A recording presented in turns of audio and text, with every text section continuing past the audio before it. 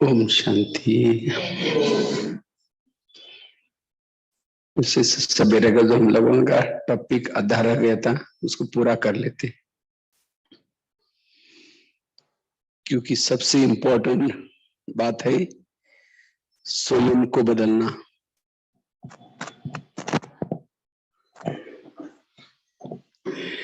क्योंकि यहाँ हम क्यों आए हैं? स्वयं को बदलने के लिए। तो स्वयं को बदलना मतलब क्या करना? स्वयं को बदलना अर्थात हर इंद्रियों को श्रीमत के आधार से चलाना, जिसको बाबा के शब्द में बाबा कहते बच्चे चैरिटी बिगिंस एट होम। आप अपने घर को सुधारो। घर मतलब लौकिक घर नहीं। कौन सा घर? इस शरीर के अंदर हर इंद्रियां श्रीमत प्रमाण चले। जैसे प्रधानमंत्री दिल्ली में शांति में कब रहेंगे? जब उसके पार्टी के हर उसका व्यक्ति अपना एक्यूरेट काम करता है। अगर एक ने गलती की उसकी नींद फिट जाएगी, प्रधानमंत्री शांति में नहीं रहेंगे। इसी तरह आत्मा भी शांति में तब रहती है जब हमारी हर इंद्रिया अपनी ड्यूटी एक्यूरेट करती। कान ने गलत सुन लिया, आत्मा की नींद फिट गई। मुख ने गलत बोला, आत्मा की नींद फिट गई। आज कईयों का प्रश्न है कि मेरा योग ही नहीं लगता, योग में मोह आती है। तो योग क्यों नहीं लगता? क्योंकि योग में सारा दिन आंखों से गलत देखा है, कान से गलत सुना है, मुख से गलत बोला है, मन से गलत सोचा है। ये सब बातें क्या होती है? याद आती है। अगर जिन्होंने हर इंद्रियों को सारा दिन एक्यूरेट चलाया, योग में बैठते उसका योग। तो योग का आधार है स्वराज्य अधिकारी स्थिति। तो जितना हम स्वराज्य अधिकारी रहेंगे उतना हमारा योग भी क्या हो जाएगा? लग जाएगा। इसलिए स्वराज्य अधिकारी स्थिति योग का भी आधार है। कई कहते मेरे संस्कार नहीं बदलते। संस्कार क्यों नहीं बदलते? क्योंकि इंद्रिया वश में नहीं है। अगर हर इंद्रिया अपनी ड्यूटी एक्यूरेट करेंगे, संस्कार भी क्या हो जाएंगे? बदल जाएंगे। इसलिए संस्कार बदलने का आधार, योग का आधार भी क्या हुआ? इसीलिए ब्रह्मा बाबा ने ये मेहनत की है। लेकिन आज हमारा इसके तरफ थोड़ा सा ध्यान नहीं है। जैसे आजकल के मम्मी पापा इतना बिजी होते हैं, बच्चा कहाँ जा रहे हैं, किसके संग में जा रहे हैं, क्या देखता है, क्या सुनता है, ये मम्मी पापा को टाइम ही नहीं उसको देखने का, सुनने का।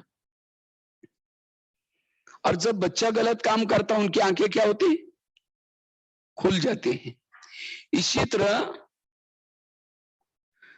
अगर हमारी इंद्रियां अपनी अपनी ड्यूटी एक्यूरेट करती है, रोज अगर हम आत्मा उसको पूछते हैं तो सहज ही हमारी स्वराज्य अधिकारी स्थिति रहेगी।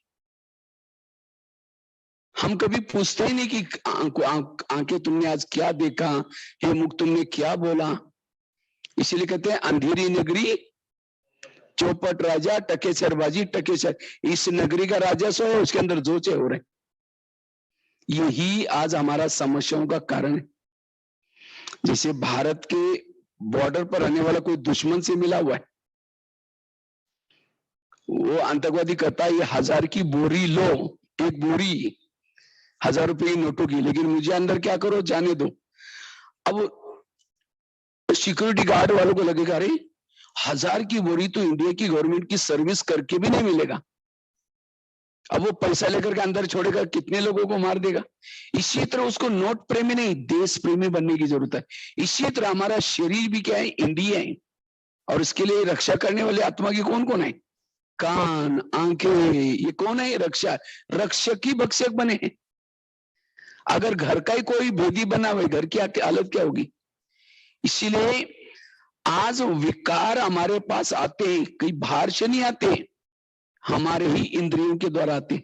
इसलिए अब हमें क्या करना है? इसके तरफ ध्यान देने की जरूरत है। स्वराज्य अधिकारी बनने की जरूरत है। नौका पानी के ऊपर से जाएगी, पार कराएगी, नौका के अंदर पानी आएगा तो क्या हो जाएगा, डुबा देगी। जो इंद्रियों को चलाता है वो पार हो जाता है, जिसको इंद्रिया चलाते वो डूब जाता है। आज इंद्रिया हमको चला रहे। राज्य की सिस्टम है, जिन्होंने संगम युग में परमात्मा के ज्ञान और योग के आधार से इंद्रियों को वश किया, इंद्रियों पर शासन किया, वो सत्युग के राजा। जिन्होंने प्रयास किया लेकिन वो असफल बने, पराजय बने हुए, वो त्रेता युग में आएंगे। द्वापर में वो आएंगे जिनके अंदर भक्ति की भावना है, भक्ति करते थे, इंद्रियों के वश थे, फिर भी वो द्वापर में। और त्रेता में कौन है, कलयुग में कौन आते हैं, जो संगम युग में माना ज्ञान योग में हमारी भावना है। और कलयुग में कौन आते हैं, जो बड़ों के सामने जाकर के दूसरे की बुराई करेंगे, चुगली करेंगे, उसको तो बड़ा तो बनाया जाएगा। कई आजकल पार्टी वाले जीतने के लिए क्या करते हैं, वो सामने वाले की जितनी बुराई करेंगे उतना क्या होते हैं, जीत पाते हैं। और ऐसे राजा कहां बनते हैं, कलयुग में। तो चेक करो, हम बड़ों के सामने दूसरे की बुराई करके हम बड़े बन रहे हैं। इसीलिए सच्चा राज्य है इंद्रियों पर शासन वाला राज्य, और उस राज्य में सुख है। अब ये राजा बनता भी है बुराई करके, तो भी अंदर डर होता है, वो चेयर कब चली जाएगी, क्योंकि चापलू से कब तक चल सकते। इसीलिए बाबा कहते हैं असली जो सुख है इंद्रियों पर शासन करने वाला सुख, और ये बाबा ने मेहनत की है। इसलिए बाबा कहते हैं स्वराज्य अधिकारी बनो। अब ये समय किसी और को देखने का समय नहीं है, समय है स्वयं का परिवर्तन करने का। तो भारत में अंग्रेज लोग आए थे, घुसे थे, उनको भगाया कैसे, उन्होंने क्या किया, मुझे लगता है गणपति का त्योहार तब से चालू हुआ है भारत में। पूना में खास पहले स्टार्टिंग में लोकमान्य तिलक ने चालू किया था, लोग इकट्ठे हो जाएं गणपति पूजा के बहाने, और वो क्या करते थे, वो स्वतंत्रता के बारे में चर्चा करते थे। अखबार भी तब से चालू हुआ, नमक का सत्याग्रह, नारे लगाए थे, वंदे मातरम। कहते हैं अंग्रेज लोग वंदे मातरम बोलने नहीं देते थे, क्योंकि उनको लगता है वंदे मातरम मतलब बांधो और मारो, इसलिए बोलने नहीं देते थे। और तब जाकर के भारत की जनता जागृत हो गई, और उन्होंने क्या कहा, साइमन गो बैक, भारत छोड़ो, और तब भारत क्या हो गया, स्वतंत्र हो गया। इसी तरह हमें भी रोज उठ करके क्या करना है, थोड़ा देर होकर के अपनी इंद्रियों से बातें करनी। कृष्ण जब रथ में बैठता है, पहले घोड़ों को प्यार करता है, थपथपाता है। क्यों, अगर वो घोड़े जाकर के दुर्योधन के सामने गिर जाएंगे तो क्या हो जाएगा, पराजय हो जाएगी। इसी तरह हम परमधाम से अमृत वेला करके जब नीचे आते हैं, हमें भी अपने घोड़ों से प्यार करना है। तो हमारे घोड़े कौन से, ये कान, आंख। नहाते धोते तो उस समय क्या करो, कान से बात करो, थोड़ा प्यार करो, पुचकारो, हे कान तुम आज ऐसी कोई बात ना सुनना जो मेरी पराजय हो जाए, हे आंखें तुम कुछ ऐसी चीजें ना सुनना देखना जिससे मेरी पराजय हो जाए। इनसे प्यार करो। आज हम कभी इंद्रियों से प्यार ही नहीं करते। राजा वो है जो अपने सहयोगी साथी से प्यार करे। आजकल लोग लंदन में जा रहे हैं, कहां कहां जब फोन करते हैं, लेकिन पड़ोसी वाला को नहीं, ये पता नहीं। इसी तरह आज हम परमधाम में जा रहे हैं और कहीं जा रहे हैं, लेकिन हमने इंद्रियों से बात। इसीलिए लॉकडाउन में क्या बोला था, क्या बोला था, घर में रहो, परिवार में रहो, तो क्या हो जाएगा, सेफ रहेंगे। इसी तरह संगम युग भी लॉकडाउन है, इसमें अपने शरीर में रख करके क्या करना है, अपनी इंद्रियों से बातें करनी, सेफ रहेंगे। जब दादी प्रकाशमणि मधुवन में थी, जब भी कहीं बाहर जाती थी, पहले निवासी वालों को बुलाएंगी, सबके साथ बैठेगी, देखो मैं इतना दिन के लिए जा रही हूँ, ये घर आप लोगों का है, इसको अच्छी तरह सभी को ध्यान देना है, ये करना है, ऐसे डायरेक्शन देके प्यार करके टोली खिला के जाती थी। तो हर एक को लगता अपना है, और इसलिए सब सेफ्टी से दिल से सेवा करते थे। इसी तरह हमें भी क्या करना है, इस शरीर कितना, आज आंखें कितना हमें मदद कर रहे, कान कितना मदद करते हैं, लेकिन कभी हमने 5 मिनट के लिए कभी प्यार किया ही नहीं इंद्रियों से। इसीलिए इंद्रिया कहते हैं कि हम इतना मेहनत करते हैं, ये राजा कभी देखता नहीं। करुण, ये जो कर्ण है, कर्ण पराजय क्यों हो गया? होशियार बहुत था लेकिन पराजय हुआ, उसके रथ ने उसको धोखा दिया, रथ के पहिए फंस गए। इसी तरह हम ज्ञान योग में कितना भी होशियार है, लेकिन अगर इंद्रिय आपको धोखा देते हैं, आप पराजय। सिकंदर राजा ने सबको जीता लेकिन अपने आप से हार गया। इसी तरह हम कितनी भी सेवा करें, कुछ भी करें, लेकिन इंद्रिय अगर आपके सहयोगी नहीं, आप हार जाएंगे।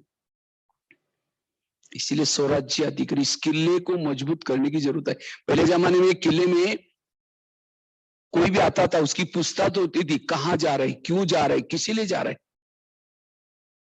इसी तरह हमें भी क्या करना है, जब कान से जो योग्य है वही सुनना है, आंखों से जो योग्य है वही देखना है, और तब जाकर के हमारा किला मजबूत रहेगा।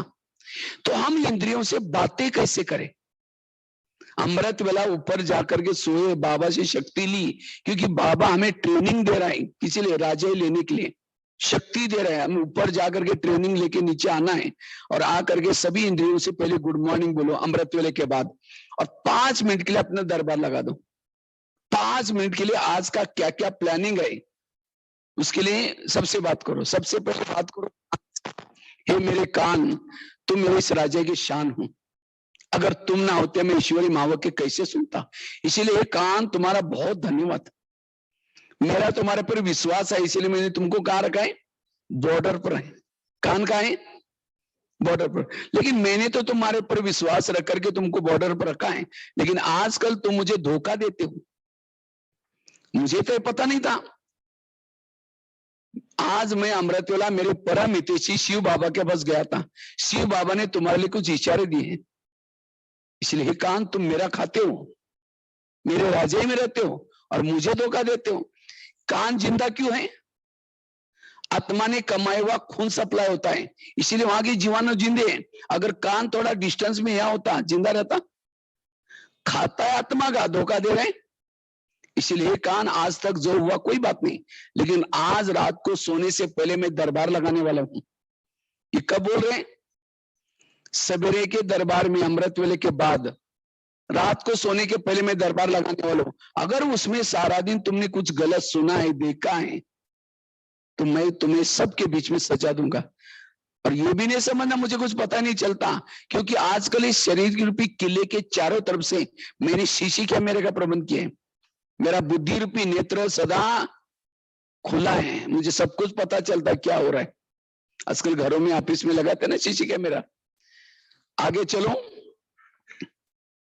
आंखों के मुख के पास है मुख, तुम भी मेरे इस राजा के शान हो, अगर तुम ना होते मैं ईश्वरी महावाक्य दूसरों को सुना करके दुआई कैसे लेता। लेकिन कभी कभी तुम पर चिंतन भी करते हो, किसी का अपमान भी करते हो, जिसे मेरा आत्मा भाई मेरे से रुठ जाता है। क्या मैंने तुमको इसीलिए रखा है? अगर तुम किसी का अपमान करोगे मैं तुमको सजा दूंगा। आगे चलो, आंखों के बसे आंखें, मुझे 84 जन्म में बहुत आंखें मिली, लेकिन तुम्हारे जैसे भाग्यशाली आंखें कोई नहीं मिली, क्योंकि तुम्हारे द्वारा मैंने सत्यम शिवम सुंदरम को देखा है। देखा ना मधुबन में, एक बार नहीं, मुझे लगता है कितना बार बाबा मिलन किया हुआ। जिसको दुनिया की आंखें देखने के लिए युगों से तपस्या करे, तरस रहे, और ये आंखें तुमने उस पिता परमात्मा को, सत्यम शिवम को घंटों तक देखा हुआ है, चलते हुए देखा है, मुस्कुराते हुए देखा है, खाते हुए देखा है, बोलते हुए देखा है। तो क्या उस प्रभु को देखने में तुम्हारा पेट नहीं भरा? तुम इस संसार की व्यर्थ बातें क्यों देखते हो? अगर देखेगा मैं तुमको सजा दूंगा। आगे चलो, पांव के पास, हे पांव, तुम भी मेरे इस राज्य की शान हो, अगर तुम ना हो तो मैं सेवा करने के लिए कैसे जाता। सेवा की हाथ नहीं, कर्मना सेवा, लेकिन आदि दुआ तुमको मिल जाते हैं। सेवा की मुख ने, आदि दुआ किसको मिल जाते हैं? पांव को। क्यों? पांव क्या करता है? घुटने के ऊपर पूरा शरीर को उठा के लेके आता है। लेकिन कभी कभी पांव क्या करता है? इसलिए कोई व्यक्ति घर में आता है, उसके चरण छूते। क्यों? आत्मा नहीं है, क्यों छुआ? क्योंकि पांव ने इस व्यक्ति को घर में लाया। लेकिन कभी कभी पांव क्या करता है? परचिंतन करने के लिए लेके जाता है। परचिंतन किया मुख ने, आधा पाप किसके पर चला? पाँव के पर। अगर पाँव कहता नहीं नहीं मैं राजा के पास रहता हूँ, राजा का मैं ईमानदारी हूँ, राजा का खाता हूँ, मुझे धोखा नहीं देना है, हे मुख तुमको जाना है, परचिंतन करना है, तुम जाओ, आज नहीं कल परसों आओ, लेकिन मैं यह सहयोग नहीं करूंगा। अगर मुख कहता ठीक है तुम नहीं आएगा मैं जा रहा हूं, अकेला निकल जाता। मना उसे पाव भी मिला हुआ है, सभी इंद्रियां, इसीलिए इसको कहते ईमानदारी। आज कई माताएं कहती मेरे बच्चे मानते नहीं, कई टीचर कहते हैं मेरे स्टूडेंट मानते नहीं। जिसकी इंद्रियां नहीं मानती उसका कोई नहीं माने। बहुत गहरी बात है। आज कई कहते मुझे कोई रिगार्ड नहीं देता, जिसकी इंद्रिया उसको रिगार्ड नहीं दे रहा, आत्मा को कौन रिगार्ड देगा? इसलिए जिसकी इंद्रिया ईमानदार है, हर इंद्रिया ईमानदार है, तब जाकर के वो आत्मा शक्तिशाली बनती है। अनुशासन, अनु मतलब आत्मा, शासन मतलब राज्य।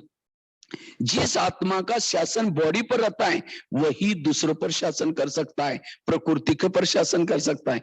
विश्व पर शासन करने के लिए हमें किसके पर शासन करना है? अपनी इंद्रियों पर। और ये पढ़ाई का हमारा टोटल, मुझे लगता है गीता का सार भी ये टोटल है। हे अर्जुन तुम अपने घोड़े की लगाम अपने हाथ में रखो। इसलिए स्वयं का परिवर्तन, इससे फिर आपकी सेवा बढ़ जाएगी। कई कहते हैं ये भाई बहुत अच्छा है, ये माता बड़ी अच्छी है। अच्छी मतलब क्या? उसका इंद्रियों पर संयम है। जिसका इंद्रिय पर संयम है उसके इर्द गिर्द में गुण और शक्तियां रहती,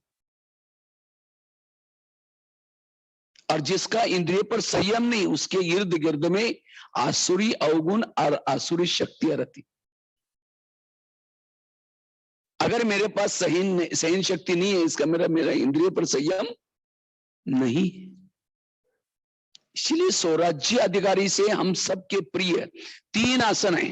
एक भ्रुकुटी आसन, दूसरा बाबा के दिल का तकत का आसन, तीसरा भविष्य का आसन। जिसने भ्रुकुटी के आसन पर बैठने की प्रैक्टिस की है उसको ही बाबा का तखत मिलता है, क्योंकि बाबा को ऐसे बच्चे प्रिय हैं जो नियम संयम में रहते हैं, अच्छा काम करते। अच्छा काम कौन करता है? जिसका इंद्रिय पर संयम है, और वही भ्रुकुटी आसन पर बैठता है। बाकी मेरी खुर्ची कोई ले, मेरा पद ले, मेरा सब कुछ ले, लेकिन ये आसन मुझे मिला है, बाकी सारे सब कुछ प्राप्त करने का आधार है। अब इसको छोड़ करके हम बातों में लगे हुए, मुझे कोई रिगार्ड दे, मुझे कोई रिस्पेक्ट दे, मुझे ये मिले। इसलिए स्वराज्य अधिकारी स्थिति।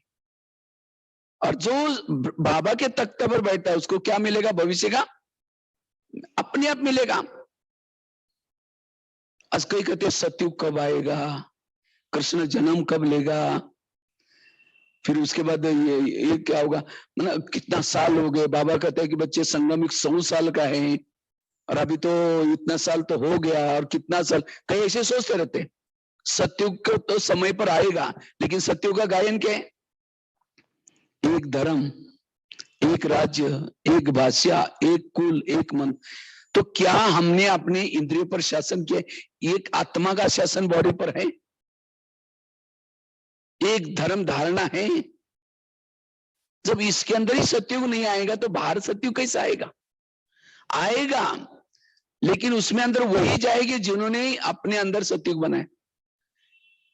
इसीलिए सतयुग हमें अपने अंदर बनाना है। दुनिया पर शासन वही कर सकता है जिसने इस दुनिया पर शासन किया है। इस दुनिया का सैंपल ये दुनिया है। इसीलिए कहते हैं हर स्टार की अपनी दुनिया है, माना हर स्टार की आत्मा की अपनी है दुनिया है। दुनिया में 70% पानी की लेवल है, शरीर में भी 70% पानी है। दुनिया में 950 करोड़ आत्माएं हैं, शरीर में भी 950 करोड़ जीवाणु से बना हुआ शरीर है, सेल्स। दुनिया में 3 लोग है, शरीर में भी 3 लोग है, आत्मा लोग। दुनिया 5 तत्व की बने, शरीर भी उस दुनिया का पूरा सैंपल दुनिया है। तो हमें राज्य किसके ऊपर करना है? इसके ऊपर शासन कर। और जिसने इसके ऊपर शासन किया वो प्रकृति के ऊपर, सबके ऊपर शासन कर सकता है। इसीलिए स्वराज्य अधिकारी बनना। आगे चलो मन के पास। हे मन, तुम भी मेरे इस राजा की शान हो, अगर तुम ना होते मैं ईश्वरी महावाक्य दूसरों को मैं कैसे सुनता। लेकिन कभी कभी मैं चिंतन कैसे करता, लेकिन कभी कभी तुम व्यर्थों का भी चिंतन करते हो, अगर व्यर्थों का चिंतन करेंगे मैं तुमको सजा दूं। आगे चलो बुद्धि के पास। है बुद्धि, तुम भी मेरे इस राज्य के शान हो, अगर तुम ना होते मैंने सभी इंद्रियों में से चुन करके तुमको क्या बनाया, मंत्री। बुद्धि कौन है, कौन सा मंत्री है, होम मिनिस्टर, गृह मंत्री। पूरा शरीर रूपी घर को संभालने वाला कौन है, उसके साइन के बिना कुछ नहीं चलता। समझो मन में विचार आया मुझे फलाने जगह पर जाना है, फिल्म देखने के लिए जाना है, तो मन की फाइल कहां जाते हैं, बुद्धि के पास। फिर बुद्धि उसका निर्णय करेगी, हाँ हाँ ठीक जाओ। अब जाओ बोलते ही पांव चले गए, आंखें चली गई, कान चला गया, सारी इंद्रियां चली गई, किसको फॉलो किया। तो इसीलिए कभी एकांत में बैठ करके अपनी बुद्धि से बात करो, हे बुद्धि मैंने तुमको मंत्री बनाया और मुझे विश्वास था कि तुम मेरा राज्यकारभार अच्छा चलाएगा, मेरी उन्नति करेगा, लेकिन तुमने कोई ऐसे गलत निर्णय लिया, मेरा पूरा राज्यकारभार गंवा दिया। इतना ही नहीं, तुमने माया के जेल में मुझे डाला। क्या यही मेरे विश्वास का तुमने फायदा किया। इसलिए हे बुद्धि, आज तक जो हुआ कोई बात नहीं, लेकिन आज से तुम्हें जो भी निर्णय लेना है श्रीमत के आधार से निर्णय लेना। अगर कोई गलत निर्णय लेगा मैं तुमको सजा दूंगा। ये है अपने से बातें करना, अपनी इंद्रियों से बातें करना। इसको कहते हैं अखंड भारत। ये है अखंड भारत, माना हर एक मिल करके अगर सभी इंद्रिया कहे कि नहीं हमको माया के राज्य को उखाड़ना है, तब जाकर के संभव है। जैसे प्रधानमंत्री को कोई गाली देने वाला पत्र लिखता है, वो पत्र कहां जाएगा, कहां जाता है, उसके पीए के पास जाता है। पीए पढ़ेगा, कहेगा फालतू आदमी क्या लिखता है, इतना अच्छा काम कर रहा है, माना उसका पीए उसका हितैषी है। हमें कोई गाली देता है, हमारी गाली कहां आते हैं, हमारा पीए कौन है आत्मा का, कान। कान फटाफट बोलता है देखो हमको गाली दी गाली दी गाली दी, सारे डिस्टर्ब हो गए। और सवेरे की 4 पेज की मुरली से सुनी थी, वो नहीं बोलता आज बाबा ने ऐसे बोला, ऐसा उसको निकाल लेता है। इसका मतलब कान मेरा हितैषी नहीं है। जब योग में बैठते आंखें बंद हो जाती हैं और कोई गलत चीजें देखने के लिए बंद नहीं होगी, इसका मतलब वो अपनी अपनी ड्यूटी एक्यूरेट नहीं कर रहे। इसीलिए हर इंद्रिया अगर अपनी ड्यूटी एक्यूरेट करते हैं, माया क्यों आएगी। 3 प्रकार के विघ्न है, 4 प्रकार के विघ्न है। एक है जिन लोगों के बीच में रहते हैं उन लोगों की तरफ से आने वाला विघ्न, वो आपको तंग करेंगे, आपकी चुगली लगाएंगे, आपकी बोलेंगे कुछ ना, और उससे आपके संकल्प चलेंगे, टाइम वेस्ट हो जाएगा, एक विघ्न। दूसरा है खुद के संस्कारों के तरफ से आने वाला विघ्न। कभी कभी हमारे पुराने संस्कार जागृत हो जाते हैं, जिससे हमारा टाइम वेस्ट हो जाता है, समय वेस्ट, एनर्जी वेस्ट हो जाती है। और तीसरा विघ्न है प्रकृति का विघ्न, कभी ऐसी बीमारी आएगी, कई प्रॉब्लम आएंगे। और चौथा विघ्न है इंद्रियों के द्वारा आने वाला विघ्न। सबसे खतरनाक विघ्न इंद्रियों के द्वारा आने वाला विघ्न। अगर आपकी इंद्रियों पर शासन है, प्रकृति भी चाहे कितनी भी सर्दी है गर्मी है उसका कोई फर्क नहीं पड़ेगा, कितने भी संस्कार उछल गए, लेकिन अगर इंद्रिया अपने अपनी ड्यूटी एक्यूरेट करते हैं संस्कार नहीं आएंगे। लोग कितने भी कुछ बोलेंगे, अगर इंद्रियों का सहयोग है वो भी विघ्न आपके लिए कुछ नहीं। लेकिन सबसे खतरनाक विघ्न है इंद्रियों का। अगर आत्मा को ही चारों तरफ से उसके बॉडीगार्ड ही खत्म कर दे राजा को, क्योंकि ये सारे आत्मा की रक्षा के लिए। इसीलिए बाबा कहते हैं बच्चे स्वराज्य अधिकारी बनो। ये सवेरे का दरबार बताए, फिर रात को सोने के पहले 10 बजे फिर दरबार लगा दो। और सबसे पहले बात किसे करो, कान से। हे कान, तुम्हारा आज का दिन तुम्हारा कैसा रहा। सवेरे 7 बजे तुम्हारे द्वारा मैंने मुरली सुनी, इसीलिए बहुत धन्यवाद तुम्हारा। लेकिन 12 बजे को एक माता जी आई थी, किसी की निगेटिव बातें सुना रही थी और तुमने बड़ा नजदीक जाकर के उसको न सुना था। और क्या हुआ, क्योंकि मैंने सीसी कैमरे में सारा देखा हुआ। जबकि तुमको सवेरे सुनने के लिए मना किया था, तुमने सुना, इसीलिए तुम्हारे लिए सजा। सजा मतलब कौन कान को काट करके फेंकने वाली सजा नहीं देनी। कौन सी सजा? दोबारा महावाक्य सुनाओ, दोबारा मुरली सुनो। क्योंकि जिस कान में ज्ञान भरपूर नहीं है वही गलत सुनते हैं। आगे चलो मुख के पास। मुख को बोलो तुम्हारा चार्ट कैसा रहा? समझो कान ने दरवाजा खोला। अब तुमने तो अपनी ड्यूटी एक्यूरेट करनी चाहिए थी, क्योंकि मैं 6-7 दरवाजे के अंदर बैठा हूं। कम से कम तुम्हारा दरवाजा अपना तो बंद रखना चाहिए था। तुमने भी बोला हाँ वो ऐसी करते, उसने कई बार मेरे साथ ऐसा ही किया, वो दुश्मन और अंदर घुस गया। इसीलिए तुम्हारे लिए सजा, कल के दिन तुम्हारा कारोबार बंद। मौन है मुख की सजा, ये है अलौकिक सजा, इसको कहते हैं राजा।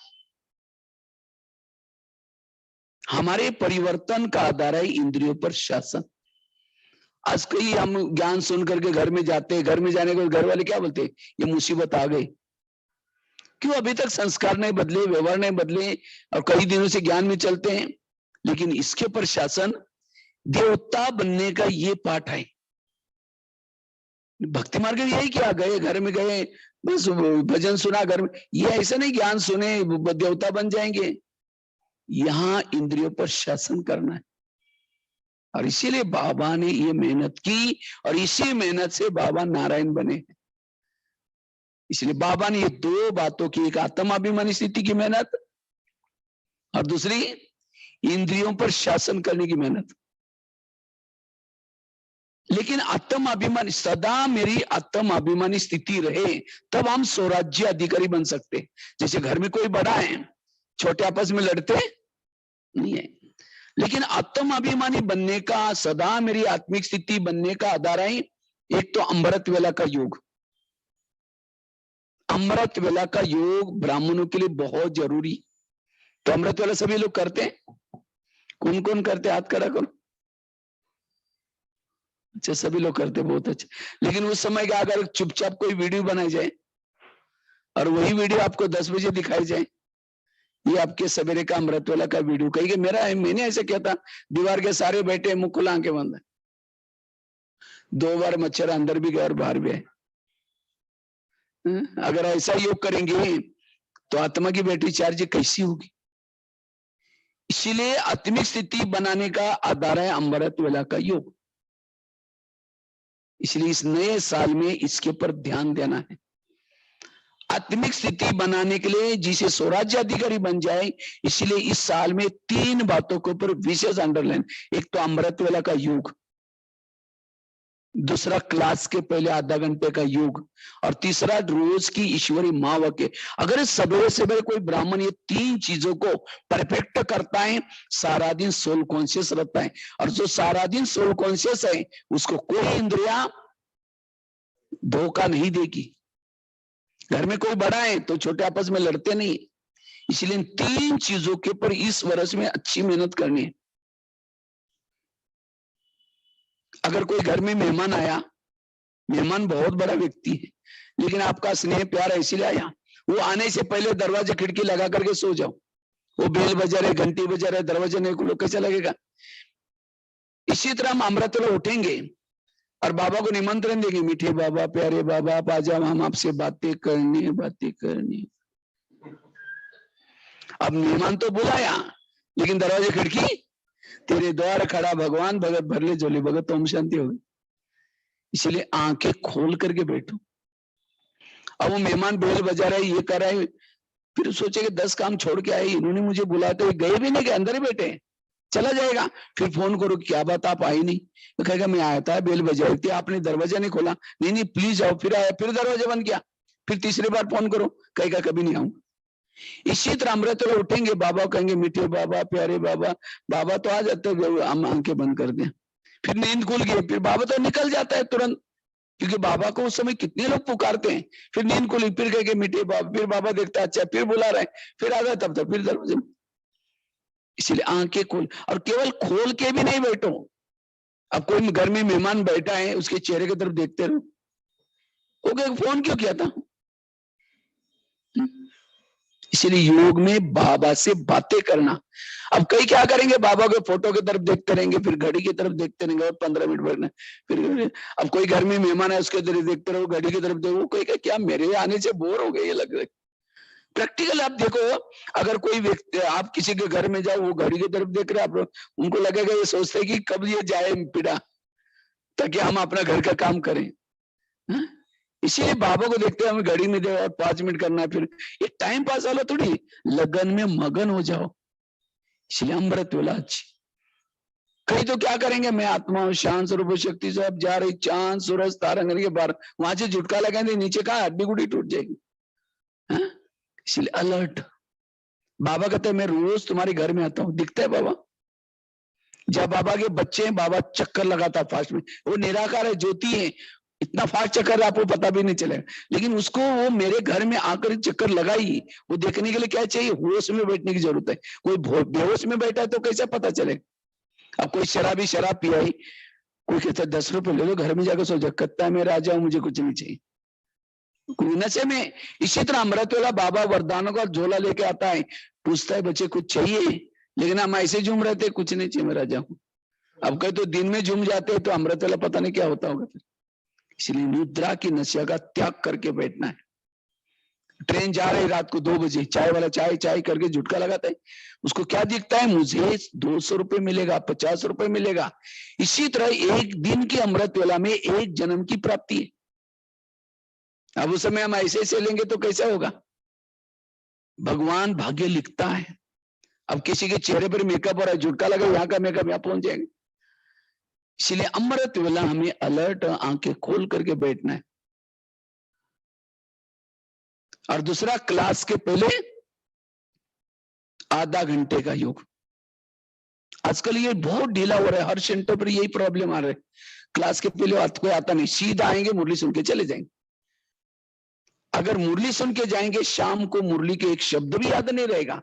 खेती में धान डालते हैं, पहले क्या करते हैं, हाल चलाते हैं, फिर बाद में धान डालते हैं। इसी तरह हमें भी क्या करना, आधा घंटा योग करके फिर ज्ञान के बीज डालो, उगेगा। अगर क्लास के पहले योग नहीं करेंगे, धारणा में नहीं आएगा। मधुबन में नियम है, सेंटर पर नियम है, लेकिन हम बहाने, तो कुछ दिन पहले मुरली चले, बने बच्चे बहानाबाजी बहुत करने में होशियार हो गए।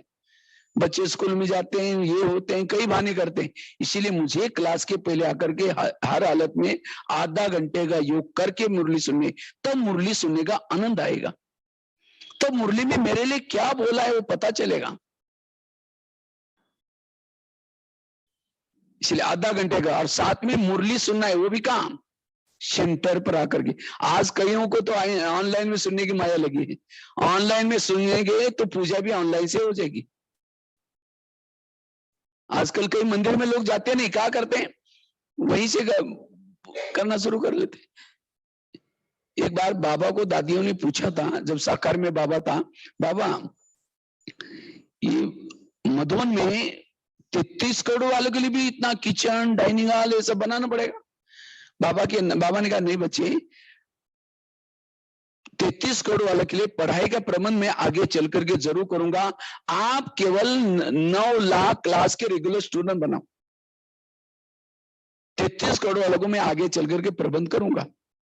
तो अब बाबा ने 5-6 साल से peace of mind channel, Facebook, WhatsApp, YouTube, ये सभी तरफ से मुरलियां चालू की। किसके लिए, 33 करोड़ वालों के लिए। तो आपको सत्युग में जाना है, 33 करोड़ में जाना है सत्युग। तो मुरली कहां सुननी है, यहां करके सुनिए। और जो यहां मुरली सुनता है उसका जो आनंद है, वंडरफुल।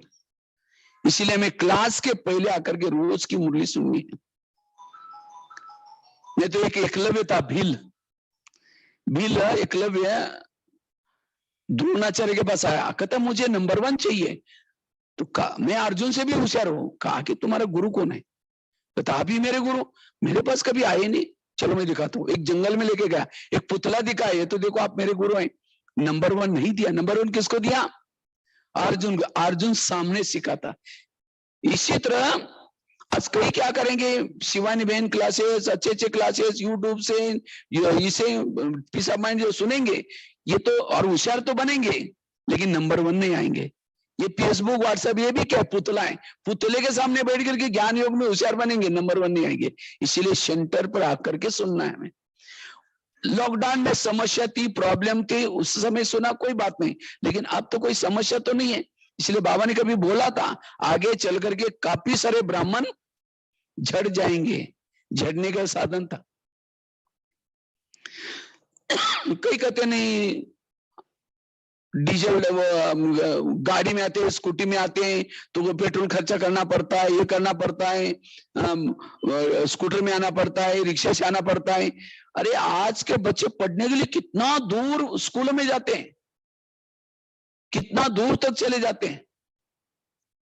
वो तो पढ़ाई की पाई पैसे की है, लेकिन 21 जन्मों की प्रिंसेस की पढ़ाई है, और उसके लिए कोई खर्चा किया तो निकलेगा नहीं, उसका कितना निकलेगा।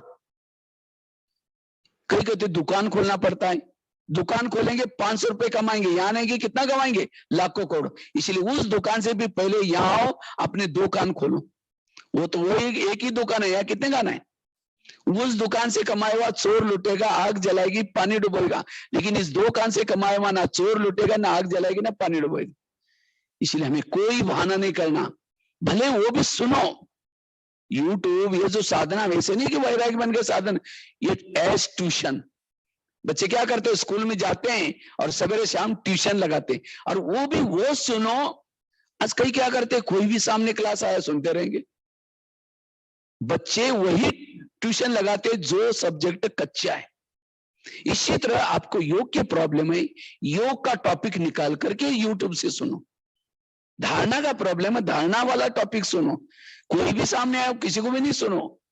ये है पढ़ाई करने का आधार, और जो सब्जेक्ट कच्चा है उसके ऊपर ध्यान।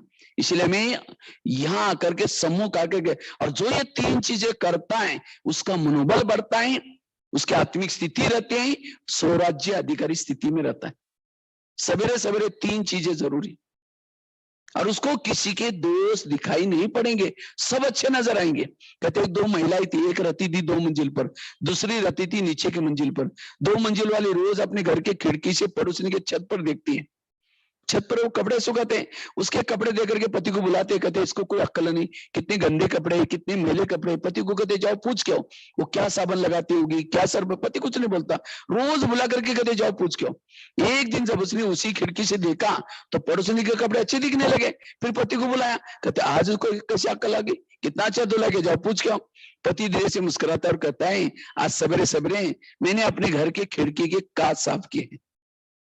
समझ में, उनके कांच गंदे थे इसलिए कपड़े। इसी तरह जिस दिन आकर के आप अमृत वाला ठीक नहीं करेंगे, आपके क्लास के पहले योग नहीं करेंगे, मुरली नहीं सुनेंगे, आपकी बुद्धि रूपी खिड़की मैली होगी, और उसी से जिसके भी देखेंगे सब गलत नजर आएंगे। इसलिए रोज अपनी खिड़की को क्या करो, कि पढ़ाई का, योग का, अमृत वाला का महत्व कितना है इसे पता चलता है। अगर मुझे किसी के दोष दिखाई पड़ रहे हैं, वो दोषी वो नहीं, दोषी मैं निगेटिव हूं, इसलिए मुझे जैसा चश्मा पहने को वैसे दुनिया दिखती है। अगर मुझे कोई गलत दिखता है, गलत मैं हूं, वो नहीं है। जिस दिन आप 3 चीजें अच्छी करके जब बाहर जाएंगे, सब कुछ आपको अच्छा दिखाई पड़ेगा, कोई भी गलत दिखाई नहीं पड़ेगा। इसलिए अपने आप को पॉजिटिव बनाना जरूरी, इसलिए 3 चीजें करनी है। इससे आपकी आत्मिक स्थिति बनेगी, इससे स्वराज्य अधिकारी। और आत्मिक स्थिति बनाने का आधार है संकल्पों को कम चलाना। आजकल काफी सारी मुरलियां बाबा की, मुझे लगता है लास्ट में जो मुरलियां चली, क्या मुरलियां चली, समस्याओं का समाधान करो, कारणों का निवारण करो, व्यर्थों से मुक्त बनो। मुझे लगता है काफी सारी मुरलियां इसी के ऊपर चली। क्यों? जो समस्याओं का समाधान करता है उसका मन चुप रहता है, व्यर्थों से मुक्त बन जाता है। कारणों का निवारण करो, सोचो नहीं, जितना सोचेंगे उतना दलदल में फंसते रहेंगे। वर्तमान समय ब्राह्मणों के संकल्प बहुत वेस्ट जा रहे हैं, और जिसका मुझे लगता है इस सीजन में भी वही मुरली है, बाबा की लहर चल रहे हैं। पहली मुरली चली थी, बच्चे व्यर्थों से मुक्त बनो।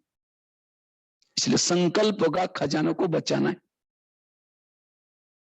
क्योंकि जिसके संकल्प निगेटिव चलते हैं उस घर में लक्ष्मी वास नहीं करेंगी। संकल्प निगेटिव चलते वायुमंडल में, संकल्प से कल्प चलता है, संकल्प निगेटिव है, मेरा कल्प भी निगेटिव। संकल्प से बोल बनते हैं, संकल्प से वृत्ति बनते हैं, संकल्प से भावना बनती है, संकल्प से बोल, संकल्प से हमारी दृष्टि बनती है, दृष्टिकोण बनता है, व्यवहार भी बनता है। अगर बीज ही मेरे निगेटिव है, सब कुछ निगेटिव। इसलिए संकल्प पर ध्यान, और जितना हमारा संकल्प कम पॉजिटिव, उतना शांति का सुख का अनुभव, उतनी आत्मिक स्थिति। जितने ज्यादा आज दुनिया में भी क्या हो रहा है, संकल्प ज्यादा चल रहे हैं, और संकल्प जिसके दुनिया में ज्यादा चलते उसको क्या नाम है, तनाव। तनाव, तन में आना। तनाव क्या है, तन में आना। अगर मुझे आत्मिक स्थिति में रहना है, संकल्प को कम चलना। जिसको तनाव, संकल्प ज्यादा चलते हो, दूसरा भी और एक नाम है टेंशन।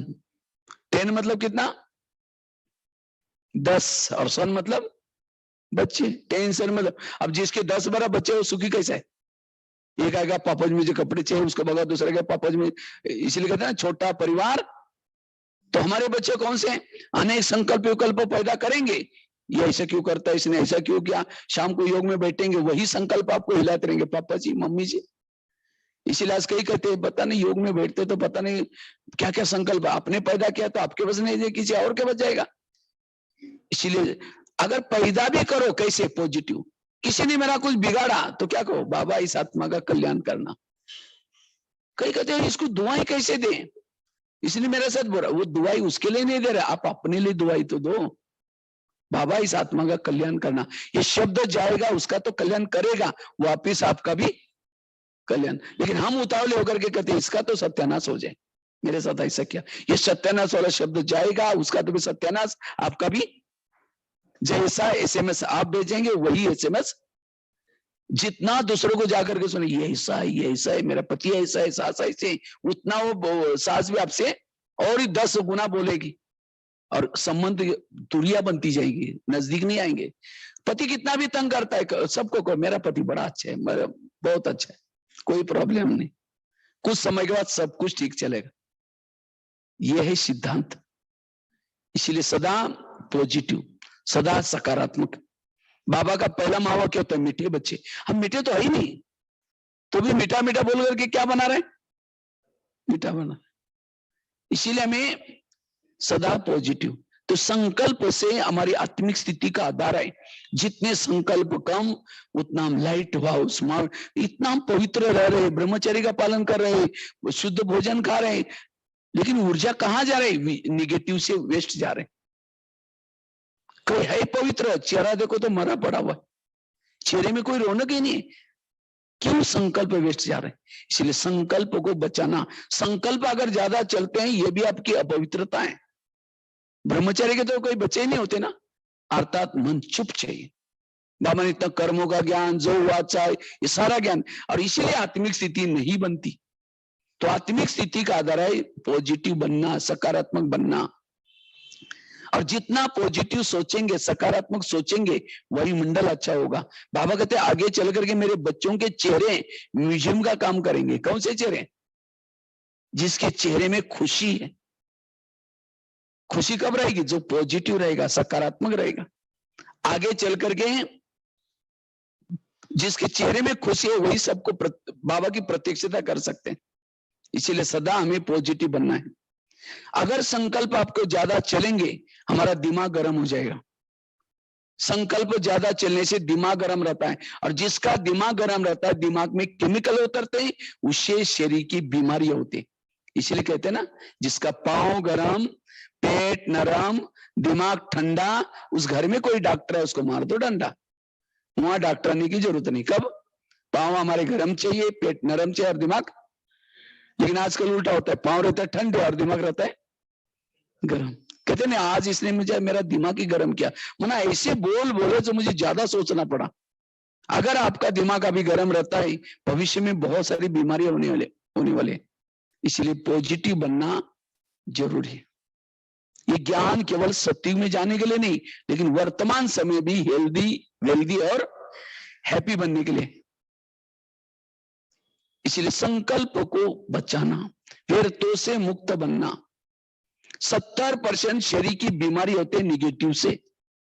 आज किसी को पेट की बीमारी होती है, ईर्ष्या वाले संकल्प चलाने वालों को पेट की बीमारी होती है। इसीलिए कहते हैं ना, तो मेरे को देख करके तुम्हारे पेट में जलन होता है क्या? आज किसी को दूर का कम दिखता है, दूसरे की बुराई को आंखें फाड़ फाड़ के देखता है। आंखें फाड़ने से, बड़ी बड़ी करने से आंखों की पुतली फैल जाती है। फिर डॉक्टर के पास जाएंगे, कहेंगे डॉक्टर जी मुझे आजकल धुंधला दिखता है। कहेगा चश्मा लगाना पड़ेगा। चश्मा तो लगाया, फिर भी बुराई देखना नहीं छोड़ेंगे, नंबर बढ़ता ही जाएगा। आज किसी का ब्लड प्रेशर बढ़ गया, बीती हुई घटना को याद करने वालों का ब्लड प्रेशर बढ़ता है। आज किसी को अस्थमा होता है, दमा, कोई भी बातों को पेट में दबा कर रखेंगे, क्या हुआ? कुछ नहीं हुआ। अरे बताओ, नाराज है? नहीं, कुछ नहीं हुआ, बहुत कुछ है, दबा कर रखेंगे, दमे का प्रॉब्लम। आज किसी को शुगर होती है, शुगर कोई मीठा खाने से नहीं होती है 30%। 70% शुगर का कारण है मानसिक तनाव, टेंशन। मैं इसकी सास हूं, मैं इसका पति हूं, मैं इस घर की, मैं इसकी माँ हूं, इसको मैंने पढ़ाया लिखाया, छोटे से बड़ा किया, जब इसकी शादी पत्नी का मानता है, मुझे नहीं मानता। टेंशन लिया, शुगर हो। और शुगर होगी तो क्या करेंगे? मीठा खाना बंद करेंगे, टेंशन में आना बंद नहीं करेंगे। आज किसी को स्पॉन्डिलाइट होता है, सर्वाइव, रास्ते में जा रहे सब्जी लाने के लिए, वो क्या करती है? वो क्या करता है? इधर उधर देखे, जो इधर उधर देखता है उसको स्पॉन्डिलाइट होता है। फिर डॉक्टर के पास जाएंगे, कहेंगे डॉक्टर मेरे गले में कुछ अकड़न हो रहे। तो डॉक्टर चेक करता है, कहता है आपको स्पॉन्डिलाइट हुआ। इसका इलाज करके डॉक्टर एक बड़ा सा पट्टा लगाता है। जब पट्टा लगेगा 6 महीना ना इधर देखेगा ना इधर देखेगा, सीधा देखते चलना पड़ेगा। इसीलिए आजकल डॉक्टर के पास जाते हैं तो क्या बोलते हैं? ज्यादा टेंशन में नहीं आना, ज्यादा ये नहीं करना। अब उसके लिए कोई टैबलेट देता है? इसीलिए बाबा कहते हैं बच्चे हॉस्पिटल कम यूनिवर्सिटी। ये हॉस्पिटल क्यों नाम है? क्योंकि यहाँ आत्माओं की बीमारी की दवाई मिल रही है। वास्तव में ब्रह्मा कुमारी का हॉस्पिटल बहुत बड़ा हॉस्पिटल है, और वो हॉस्पिटल है मन का हॉस्पिटल। क्योंकि मन जिसका बीमार है उसका तन बीमार, उसके बाद संबंधों में बीमारी होती। इसीलिए बाबा कहते हैं मन को ठीक रखो, इसलिए पॉजिटिव। 2 minute topic control.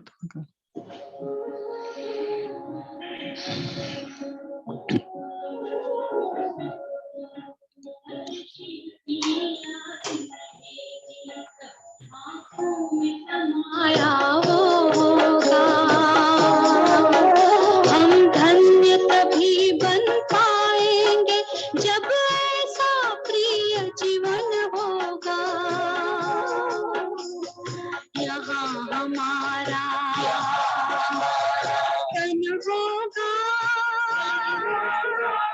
वहाँ हमारा मन होगा।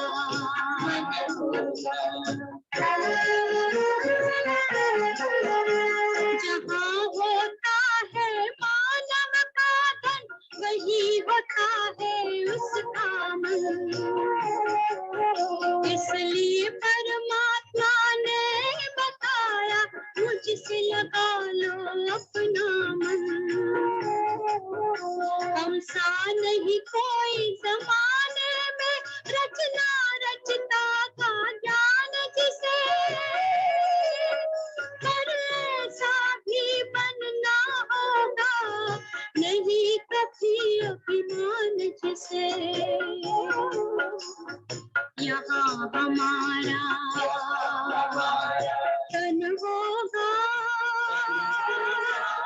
वहाँ हमारा मन होगा। ये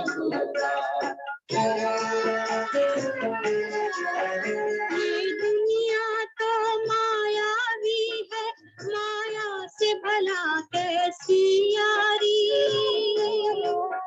अपने तो 2 ही ठिकाने हैं, वैकुंठ दुनिया निराकारी।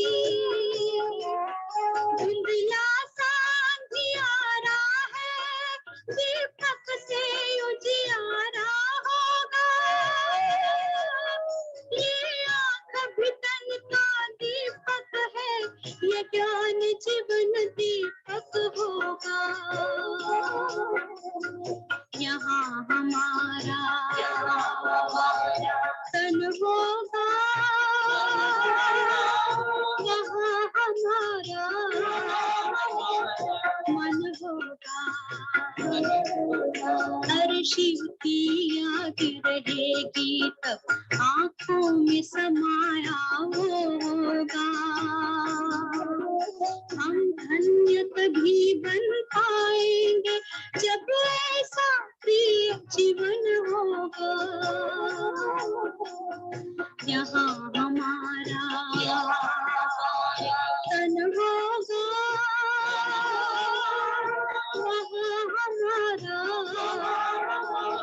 मन होगा।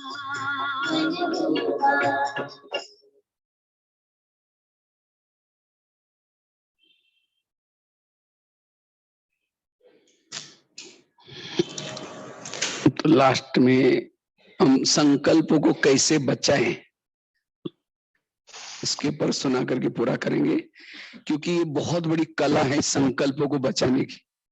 और जिन्होंने संकल्पों को बचाना सीख लिया, संकल्पों को बचाना सीख लिया, वो फरिश्ता बनेगा, वही देवता बनेगा। क्योंकि हमारा लक्ष्य क्या है? फरिश्ता के बिना हम देवता नहीं बन सकते। फरिश्ता मतलब कोई हमें पंख नहीं आने वाले। सो हमको जो ड्यूटी मिले हैं, जहां भी रखा है, हल करना, वही सत्युग के कारोबार में भी कैसा रहेगा? फिर हल करे, कोई टेंशन नहीं होगा, उसको कहेंगे फरिश्ता। जो आपको ड्यूटी, चाहे मधुवन में हो, चाहे गृहस्थी में रहते हो, कहीं भी रहो, हल करना। और इस ज्ञान और योग के आधार से हल का वो कौन रह सकता है? जो आने वाली समस्याओं का समाधान करता है, संकल्प को बचाता है, वही हल्का रह सकता है। और जो संगम युग में हल्का रहता है, वही देवता बनता है। इसीलिए बाबा कहते हैं ब्रह्मा कुमारीज बहुत बड़ी यूनिवर्सिटी है, फरिश्ता हमारी डिग्री है और देवता हमारी नौकरी है। जिसके बाद डिग्री होती है उसको नौकरी, वो तो नौकरी भी मिलेगी। अगर उसके बाद डिग्री नहीं है तो चपड़ा से तो बन ही जाता है कहीं ना कहीं। इसीलिए प्रॉपर्ली अगर मुझे नौकरी चाहिए तो मुझे क्या करना है? फरिश्ता जरूर बनना है। और फरिश्ता बनने का आधार है संकल्पों को कम चलाना। तो हम संकल्पों को बचाने की कला कैसे सीखे, जिससे हमारी आत्मिक स्थिति बनी रहे, जिससे हम लाइट माइंड बनते रहे। और जिनके संकल्प कम चलते हैं, वही उसी का ही मन ऊपर परमधाम में जाता है, हल्का मन ऊपर जाता है। जिसके संकल्प कम चलते हैं, उसकी बुद्धि स्वच्छ होते हैं, और स्वच्छ बुद्धि में परमात्मा दिखाई पड़ता है। आईने के ऊपर धूल है, चेहरा दिखाई नहीं पड़ेगा। इसी तरह सारा दिन के निगेटिव संकल्प जिसके बुद्धि में है, बुद्धि के ऊपर आए, उसको परमधाम परमात्मा दिखता ही नहीं। जैसे आईना, जैसे कैमरा होता है, कैमरे का लेंस जब काम चलता है तो खुल जाता है, बाद में बंद होता है। इसी तरह जहां जरूरी नहीं, वहां में बुद्धि को खोलने की जरूरत नहीं, इसीलिए उसको बचाना। तो हम संकल्पों को कैसे बचाएं, उसके लिए 3-4 बातें हैं। सबसे पहली बात है, संकल्पों को बचाने के लिए कर्म गति को याद रखो। आज हमारे संकल्प क्यों चलते हैं? कहीं कहते मैं इसके रास्ते में कभी जाता ही नहीं, मैंने इसका बुरा कुछ किया नहीं, फिर भी मेरे साथ ऐसा क्यों करता है? ताली कभी एक हाथ से नहीं बजती, ताली के लिए कितना चाहिए? अगर कोई व्यक्ति आपके साथ उल्टा सुल्टा कर रहे हैं, इसका मतलब आपने भी किया है उसके साथ। इस संसार का एक बहुत बड़ी सीक्रेट बात है, आपके घर के, आपके आसपास के जो भी लोग हैं, कोई आपको देने के लिए, कोई आपसे लेने के लिए। ये हमारा संबंध है, कोई देने के लिए, कोई आपसे लेना देना पूरा हो गया, हमारी जुदाई हो जाती है।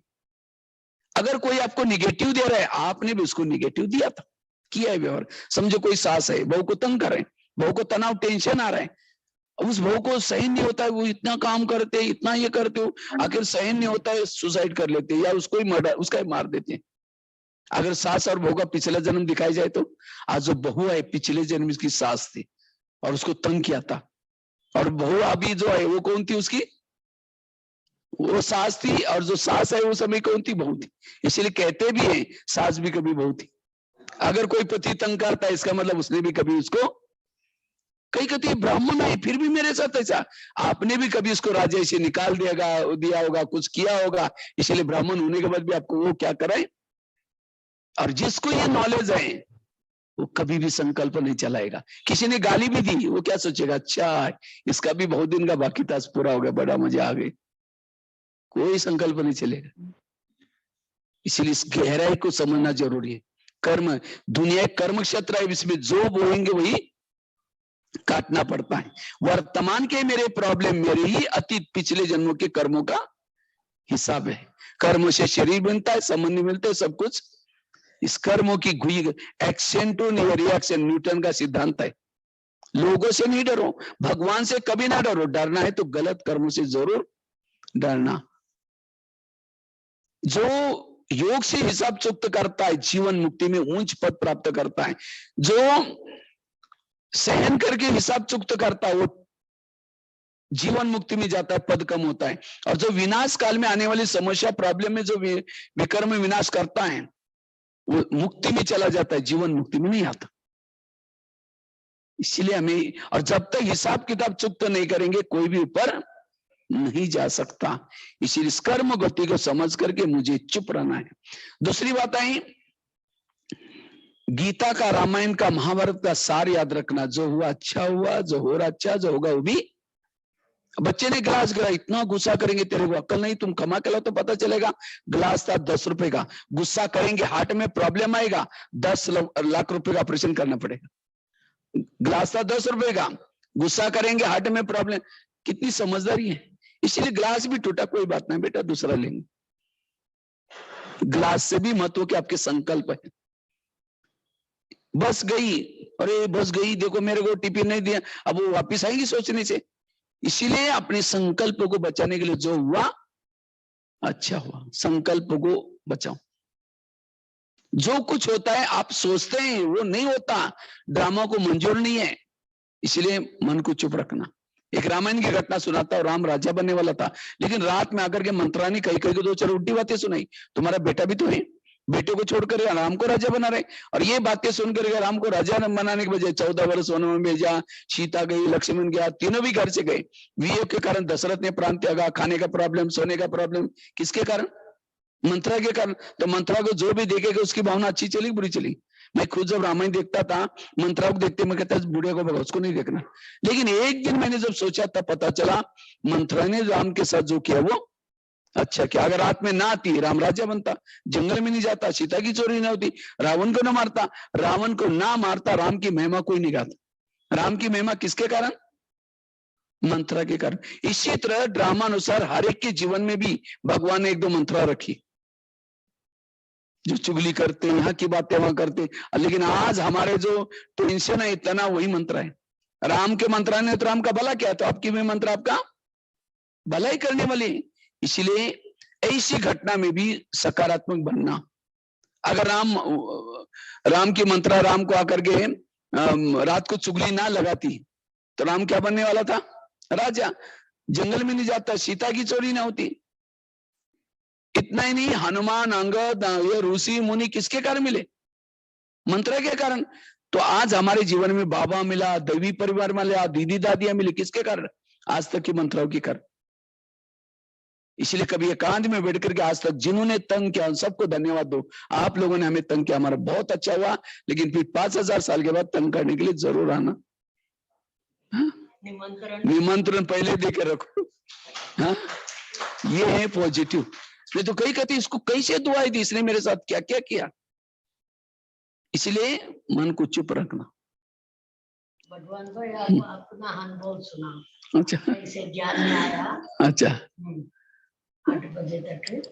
ठीक है। अब लास्ट की एक छोटी सी बात सुना करके फिर मेरा अनुभव भी शुरू करता हूँ। लास्ट के एक पॉजिटिव बनने के लिए निगेटिव को क्या बना दो। किसी ने गाली भी दी, गाली नहीं दी, मेरे ऊपर गुलाब का फूल डाल दी। किसी ने आपका परिचिंतन किया, क्या समझो परिचिंतन है क्या? इन्होंने मेरा कीर्तन भजन गाया। एक महाराष्ट्र में एक संत थे, तुकाराम महाराज, नाम सुना होगा। तुकाराम महाराज बहुत भक्ति करते थे विठल की। लोगों ने मना किया तभी छोड़ा नहीं। एक दिन सभी लोगों ने पकड़ करके उसके गले में सब्जी की माला पहना दी। बैंगन, टमाटर, आलू, मटर, मिर्ची, मुंह काला किया, बाल उतर करके हल्दी लगाई, गधे पर बिठाया, गली गली में घुमाया, इतने नहीं घर के सामने लाया, पत्नी को बुलाया। जब उसकी पत्नी देखते मेरे पति के साथ ऐसा किया, सबको गाली देती। जब गाली देते तुकाराम महाराज सब्जी की माला दिखा कर कहते हैं इनको गाली क्यों दे रहे? ये लोगों ने अपने लिए 8 दिन के लिए सब्जी ला कर दी। निगेटिव को क्या बना दिया? और कहा कि जब मेरी शादी हुई थी समय बाराती नहीं निकली थी, ये लोगों ने पूरी गांव में मेरी क्या निकाली? बारात। और कहा इनको गाली मत देना, मेरे सिर में फोड़े हो गए थे, लोगों ने बाल उतर करके हल्दी लगाई, हल्दी तो एंटीबायोटिक का काम करते, अब ठीक हो जाएगा। और कहा कि जब मुझे घुमाने के लिए लेके गए थे, धूप बहुत तेज थी, और तेज धूप में लोगों ने पाँव में कुछ नहीं पहना था, इन सब के पाँव में छाले पड़े होंगे, मुझे कुछ नहीं हुआ, मैं आराम से बरगदे पर बैठा था। निगेटिव को क्या बना दिया? ये बहुत बड़ी कला है। और तब संकल्पों को बचा सकेंगे, और जिन्होंने संकल्पों को बचाया, जिनका मन छुपाए, वो अशरीरी, विधेयी, बिजुरूप, बिंदु रूप स्थिति में रह सकते। इसलिए इस वर्ष में हमें संकल्पों को बचा करके, क्यों क्या के दलदल में न जा करके पॉजिटिव रहना है। और जो पॉजिटिव रहता है उसके पास एक शक्ति डेवलप होती है, उस शक्ति का नाम है सहन शक्ति। सहन शक्ति बड़ी बहन है, बाकी सारी शक्तियां उसकी छोटी बहन है। बड़ी बहन आएगी, छोटी बहन आएंगी, और जिसके साथ अष्ट शक्ति है उसके दैवी गुण शक्तियों के बच्चे हैं, और वो व्यक्ति जीवन में सफल हो जाता है। इसलिए पॉजिटिव बनना, इसलिए मैंने सवेरे कहा ना 2023 में 2023 7 किसके साथ? जीरो के साथ। तो जीरो के साथ रहना है, तो आत्मिक स्थिति का अभ्यास, संकल्पों को कम चलाना, ये प्रैक्टिस हमें करना है। और ये मैंने क्लास केवल किया नहीं, हमने खुद अनुभव भी किए हैं। वैसे तो मैं लौकिक में महाराष्ट्र में सांगली जिले में एक छोटे से गांव में जन्म लिया, बकरी चराते थे लौकिक में। 7-11 साल तक उम्र के तो भी माँ बाप जो करते थे वही करते थे, झोपड़ी में रहते थे। मुझे याद है लौकिक में हम 6-6 महीना स्नान भी नहीं करते थे। रियल में बात बताओ, जो एक बार कपड़े पहन लिया वैसी को फटने तक ऐसे रखते थे। लेकिन 11 साल के बाद हमारे खेती से एक बच्चा जाता था, तो मैं सोचा ये रोज कहाँ जाता है। एक दिन उस बच्चे को मैं पीछे पीछे गया, तो वो एक मंदिर में स्कूल थी, कुछ बच्चे बैठते थे, तो मैंने कहा सर मुझे भी पढ़ना है। तो टीचर ने कहा तुम तो बड़े हो गए, अब थोड़ी पढ़ सकते। हमने कहा सर मुझे कोई सर्टिफिकेट वगैरह नहीं चाहिए, मुझे ये नहीं चाहिए, तो मुझे केवल बोर्ड वगैरह बस का वगैरह पढ़ने के लिए सीखना है। तो मेरी लगन देख रही टीचर कहता है ठीक है कल से आओ। तो मैंने रोज जाना शुरू किया। घर वालों ने पूछा कि रोज कहाँ जाते हैं? हमने कहा स्कूल में। कहा कि अपने पैसे नहीं जाना। मैंने कहा मैं पैसे नहीं मांगूंगा, बिना पैसे का पढ़ूंगा। तो मैं क्या करता था, सवेरे जल्दी उठता था, नीम के बीज इकट्ठे करता था, हमारे पास एक करंजी का पेड़ होता है, उसके बीज इकट्ठे करता था, गम बबूल का गम निकालता था, उसको बेचता था। ऐसे करके खुद के पांव पर खड़ा होकर के पढ़ाई की। 7वीं कक्षा में बोर्ड की परीक्षा थी, तो टीचर ने कहा तुम डायरी पेन नहीं लाते, कल से स्कूल में नहीं आओ। हमने सोचा क्या करेंगे, घर में तो मना किए। तो मैं रद्दी से डायरी पुरानी लाता था, और पुरानी रद्दी की डायरी को पानी से धुलाई करते थे। पहले स्याही से लिखते थे, धुलाई करके धूप में सुखा करके फिर लिखते थे। ऐसे करके पढ़ाई किया। एक दिन आया, उसी रद्दी में एक ब्रह्मा कुमारी का किताब मिला, और उस किताब से जीवन की रेखा बदल गई। उस किताब में 3 लोग का चित्र था। तो 3 लोग का चित्र मुझे बहुत अच्छा लगा, क्योंकि 8 दिन पहले टीचर ने एक लेसन पढ़ा था, मनुष्य चंद्रमा तक गए, अल्मस्ट्रांग, नील आर्मस्ट्रांग। तो मैंने देखा 3 लोग से भी साकार दुनिया, आकारी दुनिया, उसे भी पार ब्रह्मा विष्णु शंकर। तो मैंने उस किताब के पन्ने को सर को दिखा। हमने कहा सर आपने जो पढ़ा है उससे भी अलग एक किताब है, चंद्रमा से भी पार लोग जो गए हैं। तो ना कहा कोई नहीं गया, मैं साइंस का बहुत अच्छा टीचर रहा। तो मैंने दिखाया, तो उन्होंने बाजू की लिखत पढ़ी, कर छोड़ो इसका कोई क्वेश्चन नहीं आएगा। तो मैंने क्या किया, प्रिंसिपल को जाकर दिखाया। तो प्रिंसिपल ने ऐसे ही बोला। तो मैंने हर एक को पूछता था, किसी ने जवाब नहीं दिया। तो उसके ऊपर मराठी में, नागपुर से मराठी लिटरेचर छपता है, तो वहां से वो किताब छपा था। वहां पत्र लिखा, आदरणीय ब्रह्मा कुमारी, आप लोग तो चंद्रमा से भी पार गए, लेकिन आप लोगों ने अपना नाम ज्योग्राफी में क्यों नहीं लिखवाया करके क्वेश्चन भेज दिया। तो वहां से मुझे जवाब आया कि आप 10 रुपए भेजो, इसके बारे में जानकारी देंगे। तो मेरे पास 10 रुपए तो था ही नहीं। मैंने कुएं से ला करके पानी बेचना शुरू किया, 2 पैसा 3 पैसा, और 6 महीने में 10 रुपए इकट्ठा किया, उसको इमो से भेजा। तो हर महीने में किताब आता था, आत्मा क्या है, फिर अगले महीने में परमात्मा क्या है। 6 महीने में कोर्स हो गया, और 10वीं मेरी हो गई। 10वीं में बोर्ड में फर्स्ट नंबर लिया। 10वीं के बाद ITI कोर्स करने के लिए बड़े शहर में गए थे, सांगली में। तो लगभग 1 साल पढ़ाई किया था, लेकिन उसके बाद एक गीता पाठशाला खुल गई वहां। गीता पाठशाला जो वहां कोई कार्यक्रम चल रहा था, अब घर जाना ये, तो मैं सोचे घर कौन सा बोल रहे हैं लोग, वो गीत बजता था। तो मैं वहां चला गया तो देखा मेरे पास वो चित्र लगे थे, और उसमें तो मेरे पास भी वो चित्र थे। तो मैंने उनको पूछा कि आप नागपुर से है? कहते नहीं, सांगली से है। तो वहां गीता भाषा, फिर मैं गीता भाषा में पहली दिन जब गया था, पूरा आत्मा के बारे में मुरली चल रही थी, बच्चे तुम आत्मा हो, आत्मा समझो, आत्मा आत्मा। तो मुझे लगा कि यहाँ का मुख्य लेसन आत्मा का। मैं बाहर जाकर के अपने हाथ पर भी लिख करके रखा था उसी समय, मैं आत्मा हूं, यहाँ भी लिख करके। और मैंने आत्मा के ऊपर बहुत मेहनत की। मैंने ग्राफिक चार्ट बनाता था, हर घंटे का ग्राफ, कैसे आत्मा कैसे भूल जाते हैं, हर घंटे भी कर्मों में चेक करता था। और इस तरह से ITI का भी कोर्स पूरा हुआ। उसके बाद फिर मैं कुछ समय सांगली आया, सांगली में रहा। सांगली के बाद फिर उसके बाद फिर ड्रामानुसार मधुबन में गए। जब मधुबन में गए, सेवा का चांस मिला मुझे, तो सेवा करते करते 2 साल वही रहे। उसके बाद मुझे गुलजार दादी दिल्ली लेके गए। जब दिल्ली लेके गए तो वहां बहुत सारे फॉरेनर आते थे, विदेश के लोग। तो वहां उनका खाना बनाने का वगैरह सेवा मुझे मिली। तो वो सेवा करते हुए भी, तो इस तरह से सेवा। उसके बाद 2 साल के बाद फिर वहां 10 साल रहे दिल्ली पांडवम में। वहां ऑलराउंडर दादी भी थी। तो वहां में हमने दादियों से बहुत करी चीजें सीखी। ऑलराउंडर दादी गुलजार दादी की माता जी। तो एक बार एक बहन की चप्पल टूटी थी, तो मेरे को बुलाया, लाल लाल बोलती थी हमेशा ऑलराउंडर दादी। कहते लाल इधर आओ। कहते एक वो चप्पल है, उसको ठीक कर लेके आऊं। और 15 पैसे दिया। कहा कि 5 पैसा एक जेब में रखना, दूसरे जेब में वो 10 पैसा वाला कॉइन डालना, नहीं तो दोनों एक जगह पर रखेगा, मोची ले लेगा। तो मुझे लगा वो वैसे पहले जमाने में दादी तो ऐसे ही रहते थे वो। तो मैं लेके गया, तो मोची को कहा चप्पल ठीक करना है, तो कितना पैसे? बोला 25 पैसा लगेगा। मैंने कहा मैं 15 पैसे लाया। बोला उसका किल भी नहीं है, जाओ बोल दिया। तो मैंने कहा आपको पता है एक आश्रम है, वहां आश्रम शब्द को ज्यादा भावना है। हमने कहा आश्रम है, वहां जो बहनें रहते हैं उनकी चप्पल। कहते अच्छा वो सफेद ड्रेस वाली देवी है। हमने कहा वो चप्पल लेकर के 3-4 बार माथे लगा उसने, फिर ठीक करके दिया। मैंने पैसे दिया, बोला नहीं नहीं आश्रम का लेके जाओ। मैं दादी के पास ला करके चप्पल दिया, पैसे भी दिया। मेरे को दादी कहता हाँ ये लाल को कुछ सेवा करने की अक्कल है, वो मोची त्रेतायुग में 6 महीने के लिए स्वर्ग में आएगा। देखो 15 पैसा बचाया, यज्ञ में जमा हुआ, उसका बदले में कहते 6 महीने के लिए स्वर्ग में आएगा। मतलब दादियों से कैसे इकोनॉमी, कहते किसी को जाकर के कैसा पैसा यज्ञ में, समझो सब्जी खरीद करने के लिए गए, कितने में? 10 रुपए में निकाल कर दो। नहीं, हम आश्रम के में रहते हैं, ऐसे ऐसे आश्रम के लिए लेके जा रहे हैं।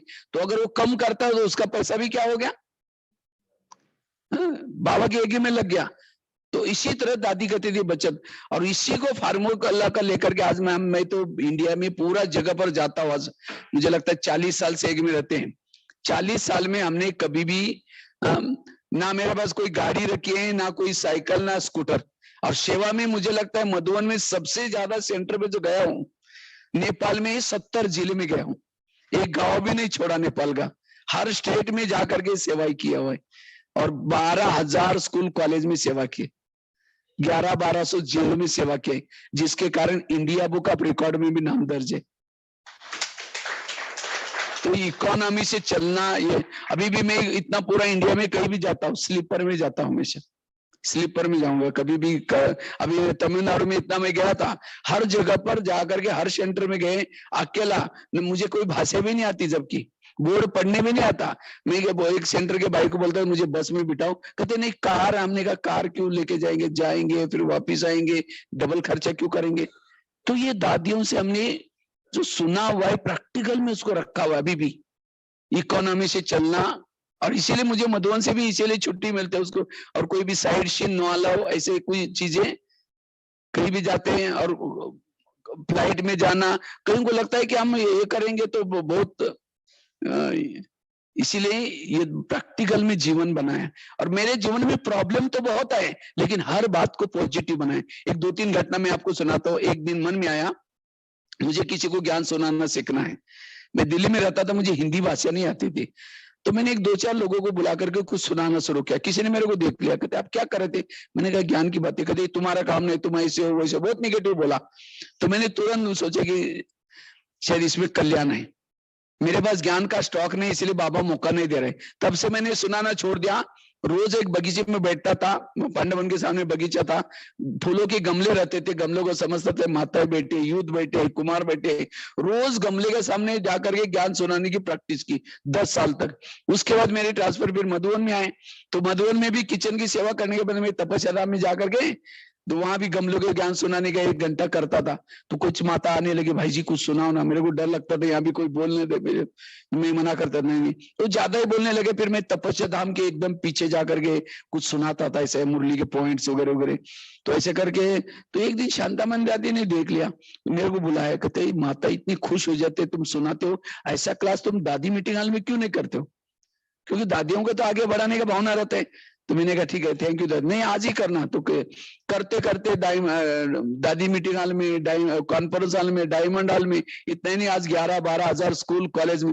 देखो अगर वो मुझे व्यक्ति ऐसी ना बोलती शायद मैं प्रैक्टिस, तो हर घटना के पीछे कल्याण, ये मैं प्रैक्टिकल देखा। आज मेरी गरीबी थी, गरीबी ना होती तो बाबा मुझे हृदय कैसे मिलता, तो हर घटना के पीछे कल्याण है। इतना ही नहीं, एक दिन किसी ने मेरे को कहा इतने सारे आप कार्यक्रम करते हैं, इसके नेट में फोटो डालो तो अच्छा है। मुझे इंटरनेट कंप्यूटर कुछ आता ही नहीं, मैं तो 5वीं से 10वीं तक पढ़ाई किया। मैंने कुछ फोटो एक सीडी में डाल करके एक भाई के पास लेके गया, मैंने कहा भाई इसको नेट में कहीं डाल देना। उसने कहा तुम तो पैसे आदमी, तुम्हारे फोटो नेट में थोड़ी होते। तो मुझे लगा नेट क्या होता है, मुझे उसको सीखना है, जबकि मेरी पढ़ाई तो इंग्लिश में हुआ ही नहीं, लेकिन तो भी उस घटना से मुझे लगा मुझे सीखना है। तो मैंने रोज सोने के बजे क्या करता था, टेलीफोन के बाजू में कुछ कंप्यूटर पड़े रहते थे ऐसे ही, तो वहां जाकर के बैठ करके सीखना शुरू किया। सीखते सीखते इतना सारा सब सिखाओ, आज यूट्यूब में, गूगल में बीके भगवान भाई डालो, 7,000 से ज्यादा वीडियो खुद बना करके एडिटिंग करके डाले हुए यूट्यूब में, गूगल में, समझ 6-7 चैनल्स है मेरे, कई ब्लॉग्स भी है, हर साइड में मटेरियल डाला हुआ है, फेसबुक, ट्विटर, सब साइड में मटेरियल डाला हुआ है। उस भाई का धन्यवाद, जिसके कारण आज मैं सबके जेब में बैठा हूं। कितना मतलब ये परिस्थिति का कल्याण। इतना ही नहीं, एक दिन मैंने क्या क्या सोचे कि अगर हम क्लास करते तो 150 लोग सुनते, अगर एक आर्टिकल लिखेंगे कितना लोग सुनेंगे। तो मैंने क्या किया, रात को 10 बजे एक लेख लिखना शुरू किया, लिखते लिखते 2 बज गए, फिर 4 बज गए, उसी को समेट करके अमृतवाला करके किचन की सेवा करके जाकर के फिर फोटोकॉपी करने वाला के पास गया। मैंने कहा भाई इसको फोटोकॉपी करो। उसने ऊपर नीचे देखा, पता नहीं उसको क्या हुआ, फाड़ के 25 टुकड़े करके कचरे फेंका, कहते तुम कभी लेकर नहीं बनोगे, जाओ। अब मैंने निगेटिव सोचने के बजाय मैं सोचा इसमें कल्याण है, आज से आप कार्बन कॉपी से लिखेंगे, फोटोकॉपी करने वाले के पास नहीं आएंगे। तो लिखना शुरू किया, लिखते लिखते आज 40 मैगजीन में लिखता हूँ, 3000 से ज्यादा लेख लिख चुका हूं। ये है, मैंने परिस्थिति निर्माण करने वालों को अपना गुरु समझा, और एक गुरु ने मुझे लेखक बनाया, एक गुरु ने मुझे आर्टिकल लिखना सिखाया, एक गुरु ने मुझे कंप्यूटर सिखाया। उन गुरुओं का धन्यवाद। भगवान भाई ऐसे नहीं बने, बहुत लोगों ने छाने रतोड़े लगाए भगवान भाई बनाने के लिए। इसलिए मैंने बोला नहीं कि निगेटिव, मैंने खुद किया हुआ है। और इसलिए इतना ही नहीं, मैं जो पढ़ता था मेरे पास डायरी पेन नहीं थे, तो रद्दी से डायरी लाकर धुलाई करते तो शायद पड़ जाती थी। तो एक दिन टीचर ने मेरी डायरी फटा हुआ अक्षर दे करके दीवार पर फेंक दी, ये क्या तुम राइटिंग लगते हो, लिखते हो, कत्ते का बिल्ली को लगाते हो। तो मुझे बड़ा दिल में लगा, मैं सोचा कि उस समय मैं राइटिंग इतना अच्छा बनाऊंगा, लोग उसको फ्रेम करके रखेंगे।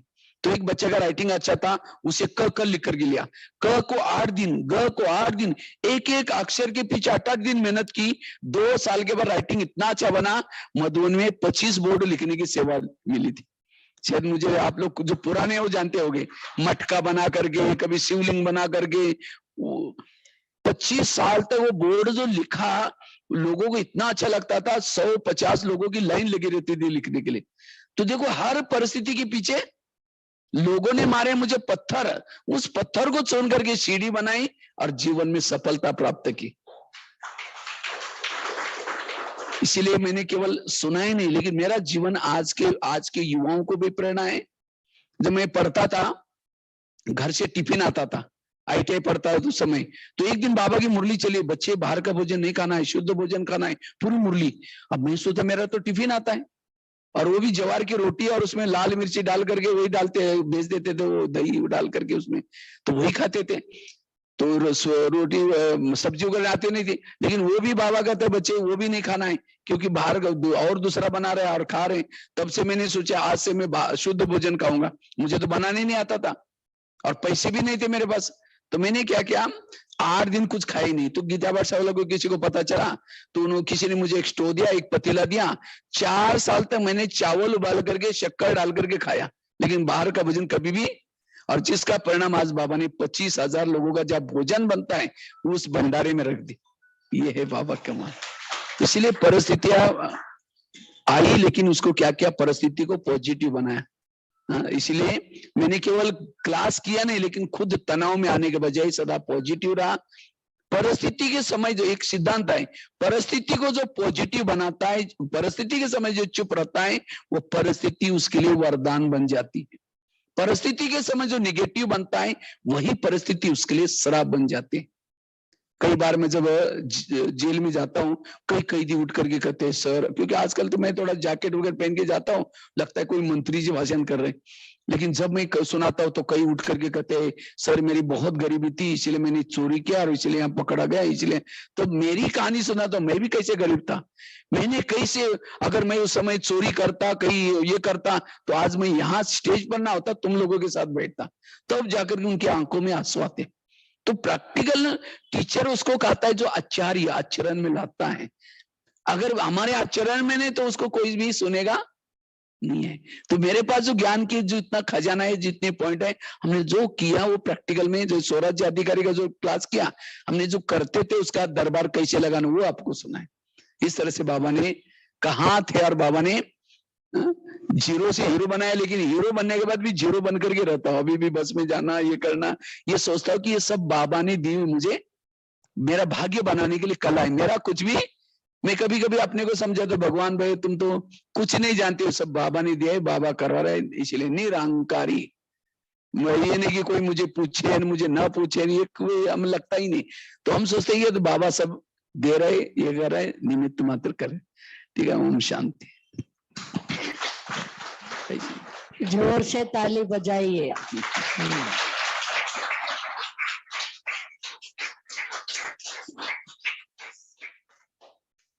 ओम शांति। मुझे भी बहुत समय से था आपको बुला करके कई स्कूलों में और अपना भाई बहनों का भी रिफ्रेशमेंट हो, सेवा भी हो।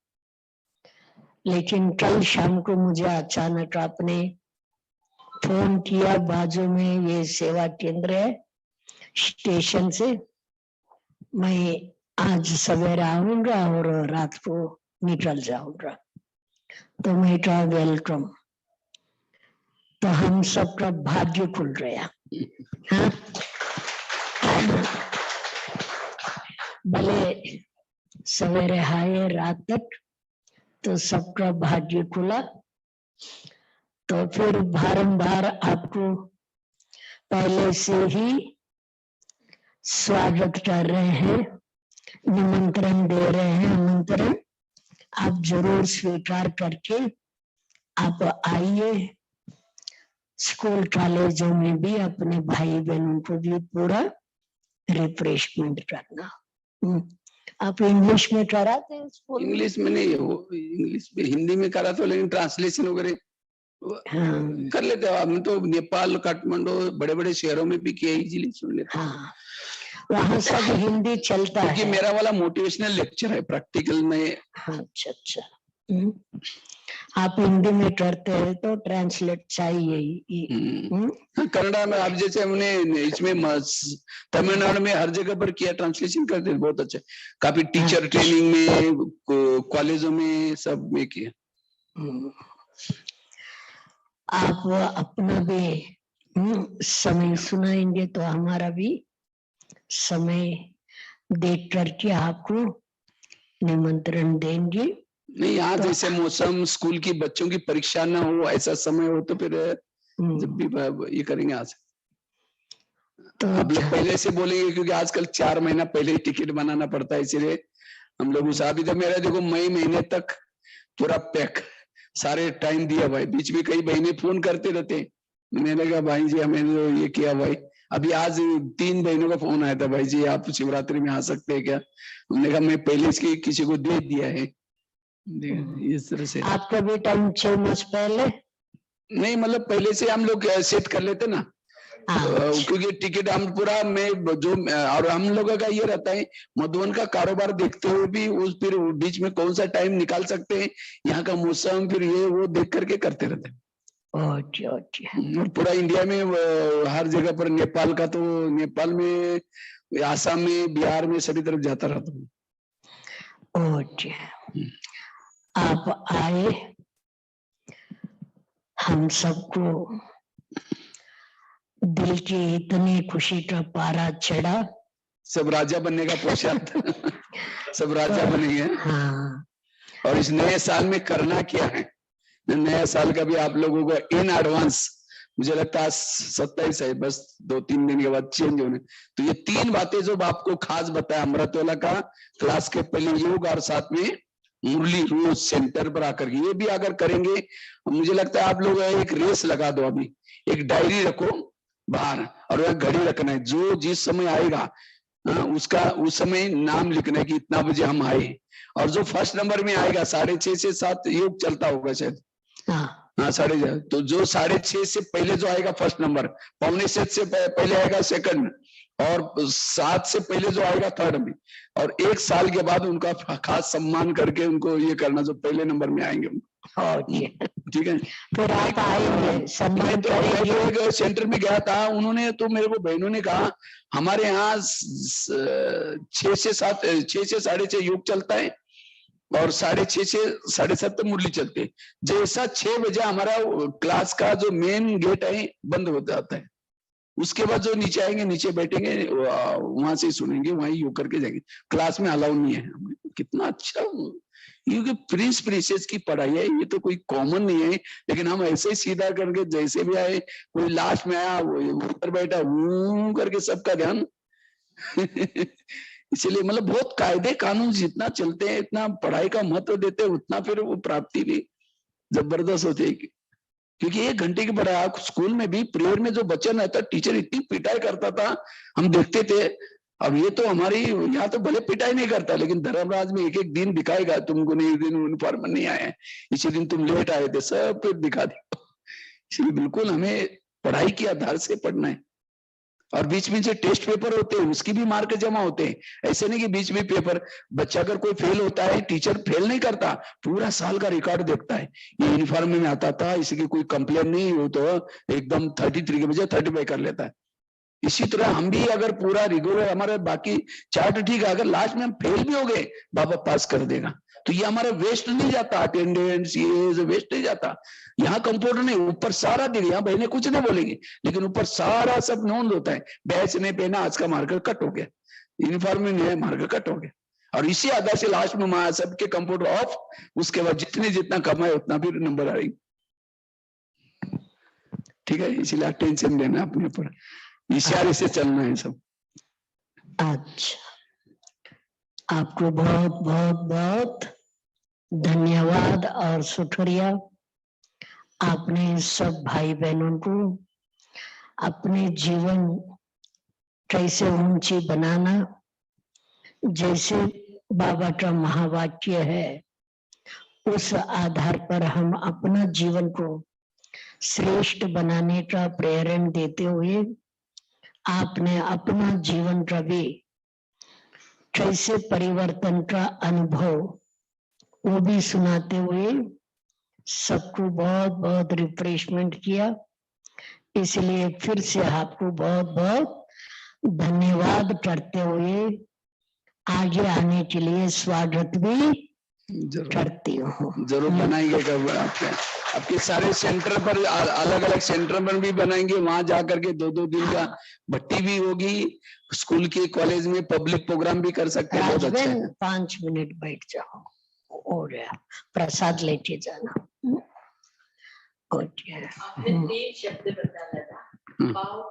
पाँव गरम, पेट नरम, दिमाग ठंडा। नहीं तो कभी कभी पेट क्या होता है, टाइट होता है। अगर अच्छी सब्जी ज्यादा खाएंगे, खराब कद्दू की सब्जी नाक मोड़ेंगे। जो पेट को अच्छा, जो जीभ को अच्छा लगता है वो नहीं खाना, जो पेट को अच्छा लगता है जीभ 2 मिनट में नीचे करते, लेकिन सारा दिन तो भोगना तो पेट को करना पड़ता है। इसीलिए पेट को नरम, और पाँव को गरम, पाँव गरम मतलब वॉकिंग करना। आजकल हम क्या करें, स्कूटी में जाएंगे, पैदल नहीं चलेंगे, इसीलिए फिर वो पाँव, ये वॉकिंग एक्सरसाइज क्या है ये। और दिमाग को ठंडा, कुछ भी होता है निगेटिव नहीं सोचना, पॉजिटिव रहना है। तो ये 3 चीजें हैं, बहुत अच्छा हमारी हेल्थ। बाकी कई और भी प्रॉब्लम होते हैं, माँ बाप अगर शुगर पेशेंट है तो भी होगी कोई, बाकी के ये नहीं कि जो हर एक टेंशन में तभी शुगर होगी, बाकी कुछ और भी रीजन है, लेकिन 30% वो, और बाकी 70 है निगेटिव से। चलो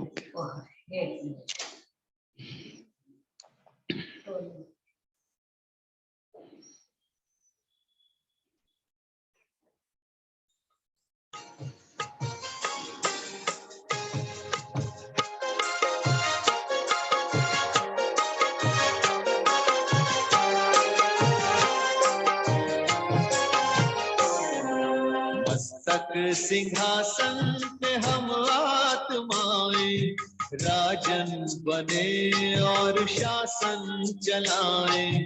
धर्मेंद्रिया कर्मचारी हमारी, त्रिकुटी बीच दरबार अपना सजाएं। मस्तक सिंहासन पे हम आत्माएं राजन बने और शासन चलाएं।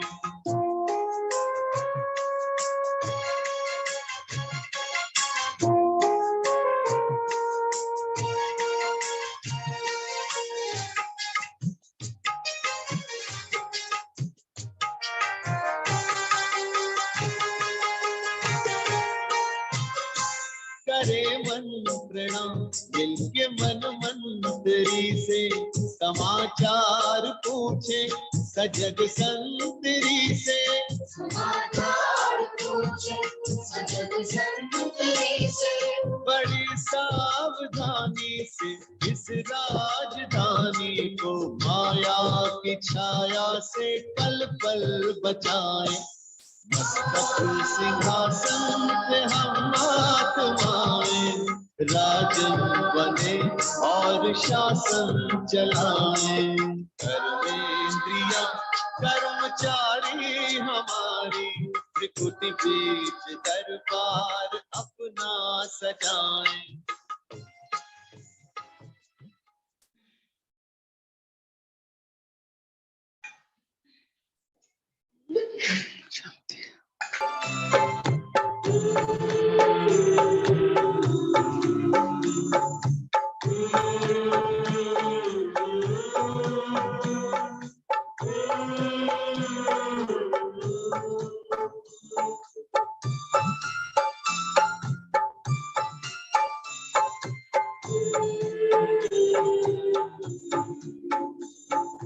प्रभु तेरे रंग में, प्रभु तेरे रंग में हम रंग गए ऐसे। प्रभु तेरे रंग में हम रंग गए ऐसे। हमें लगता है कि रहे, हमें लगता है कि रहे हम संग सदा जैसे। प्रभु तेरे रंग में।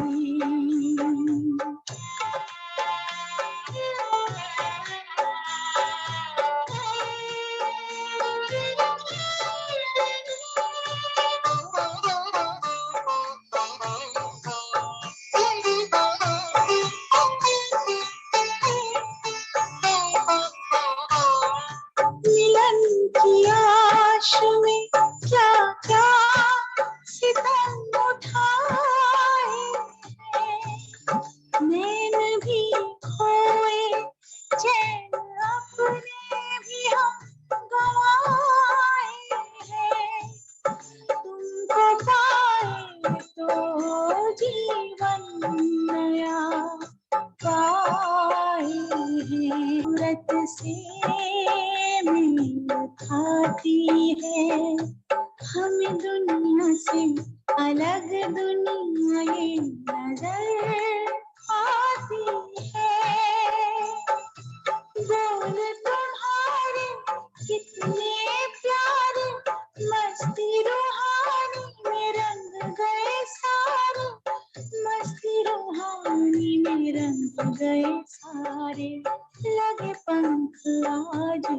सुने उमंग भरे जैसे हमें लगता है कि रहे, हमें लगता है कि रहे हम संग सदा जैसे प्रभु तेरे रंग में।